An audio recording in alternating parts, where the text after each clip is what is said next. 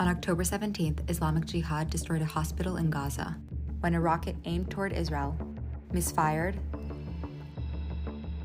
and landed in Gaza. While thousands of rockets are fired toward Israel, rockets fail. These failed rocket launches cause mass destruction and the death of countless innocent individuals inside Gaza.